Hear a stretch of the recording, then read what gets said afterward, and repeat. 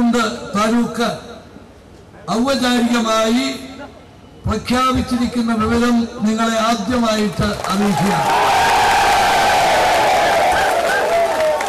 ഈ നാടിന്റെ സന്തോഷത്തില് അഭിമാനത്തില് നിങ്ങളോടൊപ്പം പങ്കെടുക്കാൻ സാധിച്ചതിലുള്ള ചാരിതാർത്ഥ്യത്തോടു കൂടിയാണ് ഞാനിവിടെ നിൽക്കുന്നത്.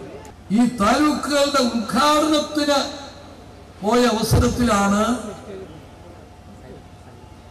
ബന്ധപ്പെട്ട മന്ത്രി തീരുമാനമെടുക്കുന്നതിലെ ഏറ്റവും പ്രധാനപ്പെട്ട ഒരു ഘടകം ബന്ധപ്പെട്ട മന്ത്രിയാണ്, റവന്യൂ മന്ത്രി ശ്രീ അടൂർ പ്രകാശ്.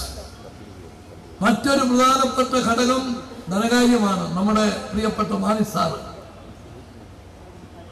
അപ്പൊ ഈ താലൂക്ക് ഉദ്ഘാടനത്തിന് പോയപ്പോഴാണ് കുറെ ബുദ്ധിമുട്ട് സഹിച്ചായാലും കുറെ പേരുടെ പരിഭവം കേട്ടിട്ടായാലും ഈ താലൂക്ക് അനുവദിച്ചത് നന്നായി എന്ന് ബോധ്യപ്പെടത്തക്ക വിധത്തിലുള്ള വൻപിച്ച പ്രതികരണമാണ് ഉണ്ടായത്. എല്ലാ താലൂക്കുകളും ഓരോ ഉദ്ഘാടനം കഴിയുമ്പോഴും ഒന്നിനോട് മെച്ചം എന്ന നിലയിലാണ്. ഏറ്റവും റെക്കോർഡായിട്ട് അവസാനം വന്നു പെട്ടത് ഇരിട്ടിയല്ലേ, ഇരിട്ടിയാണ് അല്ലേ? ഇരിട്ടി താലൂക്കിന്റെ ഉദ്ഘാടനം. പക്ഷേ വെള്ളരിക്കുണ്ട് വന്നപ്പോൾ നിങ്ങൾ ഇരിട്ടിയെയും തോപ്പിച്ചിരിക്കുന്നു.